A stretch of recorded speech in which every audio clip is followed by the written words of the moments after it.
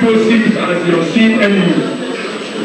Some say it's difficult, some say it's obscure. What I would say is that poetry is not like any other aspect of human endeavor. The lecturer, let there be more members of ANA, please. Let there be more members so that they know that we will stay. And ANA has its origin in Ogun State. When it comes to drama, Ogun State is the cradle of everything.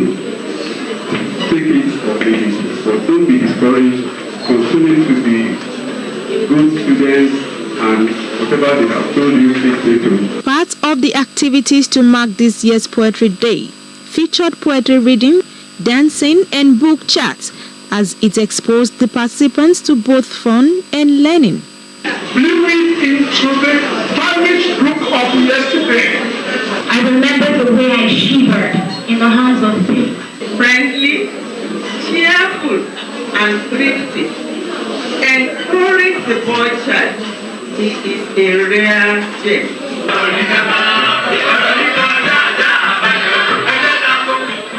Poetry has been one of the oldest art forms in the history of human development and nurturing.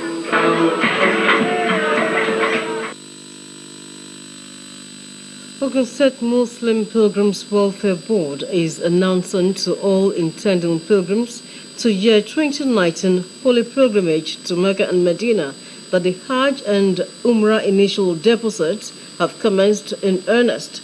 The prospective pilgrims are requested to note that the board will strictly abide by the guidelines for the year 2019 Hajj and Umrah exercise. All intending pilgrims are to make initial deposits of 1,200,000 naira at not more than 3 installments for the Hajj exercise, and the deposit of 500,000 naira only for the Umrah exercise. Consequently, all Muslims who desire to partake in the 2019 Hajj and Umrah exercise through the board should liaise with the agency's Finance and Accounts Department to ascertain the mode of payments to the bank. The 2019 annual community vigil organized by Ilese Advancement Prayer Foundation comes up on Friday, 22nd of March. Venue is Ida Hall, Ilese, starting from 8:30 in the night with the theme, Behold, I Will Do a New Thing. The program will be under the ministration of Right Reverend Titus Babatunde Olayinka, Bishop of Ogbomoso Anglican Diocese.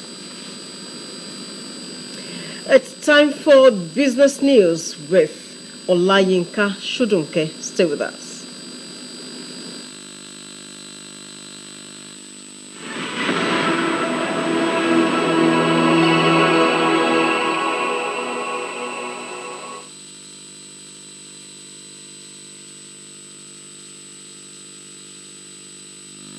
Welcome to Business News. The Trader Money Scheme, other government enterprise and empowerment microcredit product, market money and farmer money, a component of the Buhari administration's social investment program, are still very much in operation, the presidency has said. The senior special assistant on media and publicity to the vice president, Mr. Laolu Akonde, disclosed this in a progress report in Abuja. He said, contrary to speculations in some quarters, the microcredit scheme has not stopped as 30,000 petty traders had received trade money after the elections. Akode said with repayment, some of the initial beneficiaries had started collecting the second improved loans of 15,000 naira. It disclosed that under the next level agenda, Trader Money will target 10 million petty traders, a significant ramp-up from the initial target of 2 million beneficiaries. The federal government plans to cut its stakes in joint oil ventures with international oil companies to 40% this year. The Minister of Budget and National Planning, Senator Udoma, has said the government is pushing ahead with effort to boost revenue to grow an economy recovering from a recession. The President Muhammadu Buhari-led administration had, in its Economic Recovery and Growth Plan, released in 2017, said it would reduce its stakes in JV oil assets, refineries, and other downstream subsidiaries such as pipeline and depot. The NNPC owns 55% stake in its JV with Shell and 60% stake with others. The government has considered reducing its majority stakes in these joint ventures for more than a decade, but was under little pressure as higher oil prices boosted state coffers. And that's all on business news. The rest of the news continues shortly with Moji.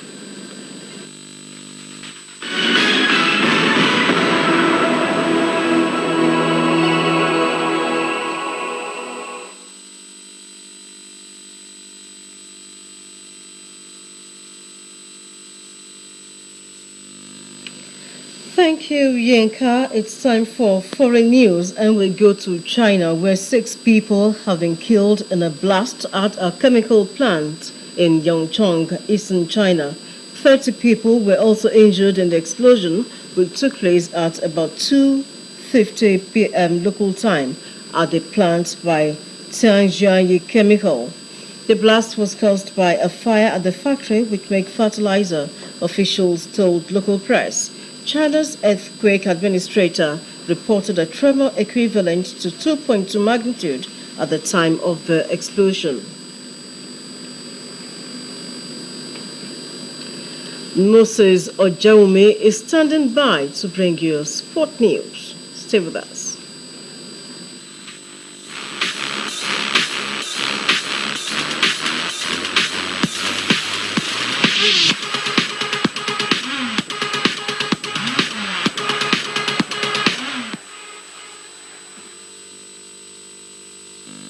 It's nice to have you join me on Sport News.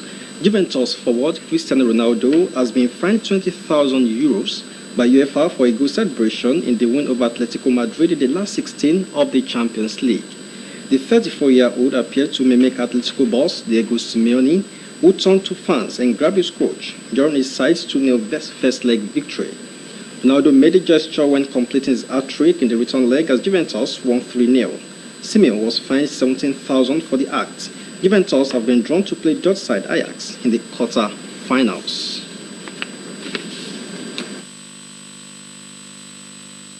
Let's also inform you that hapless Scotland suffered one of the most abject defeats in their history in the opening Euro 2020 qualifier against world-ranked 117 Kazakhstan. Alex McLeish-Kalu's side were 2 down inside 10 minutes in Ostana after dreadful defending allowed Yorick Pestul and Van Vorigoski to score. The Kazans had only won one of their last 20 qualifiers, but the feeble Scots were unable to trouble them, and Batrio Sodnotov header just after the break completed the route. And that's all we have for you on Sport News. Thanks so much for watching.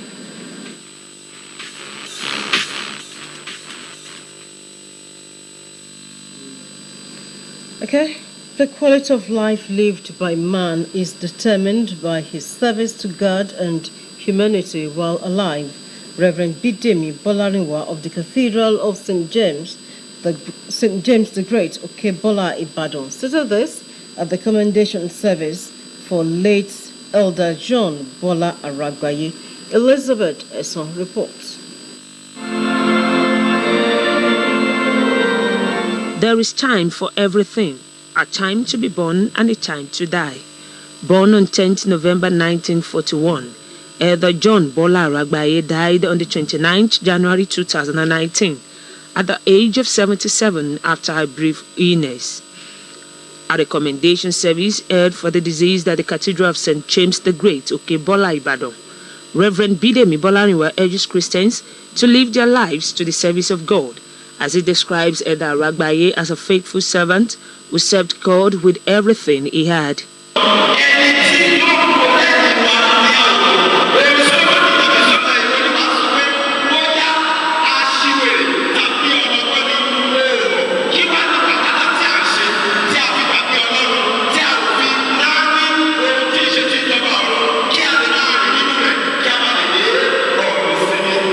To the wife and children, his humility and sincerity will be missed. When he was alive, he was a very kind man, hardworking, extremely hardworking. But he was very humorous when he was alive. In fact, up till last week, I have to go to his room, open his room, then I discovered that he was no more. So definitely, we are all going to miss him. When he was alive, he was a very quiet man, humble man, very respectful. He doesn't keep malice, so we will all miss him. Sincerity, honesty, patience.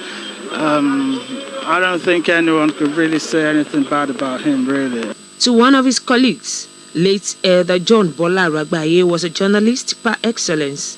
Bola Aragbaye was a distinguished professional. A distinguished professional. We were colleagues. While I was working for radio, he was working for the newspaper. And he remained a professional until the last day. The remains of Elder John Bola Aragbaye were thereafter taken to his hometown in Ijebu-Owo, Ondo State, for final burial rites. The late journalist is survived by wife, Evangelist Fumi Aragbaye, the popular gospel artist, children and grandchildren. Elizabeth Esom, Ogtv News. May his soul rest in perfect peace. Let's now bring you weather forecast.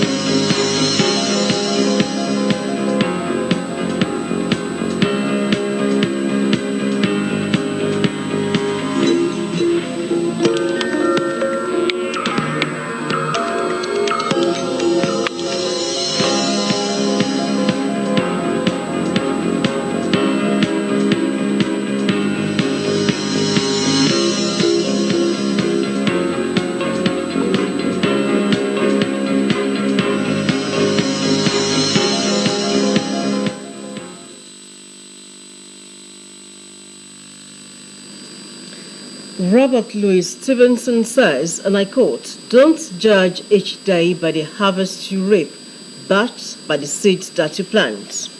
End of quote. Another look at the top stories now.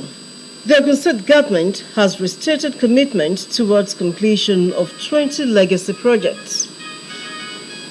INEC is intensifying efforts towards conducting hitch-free supplementary elections in some states.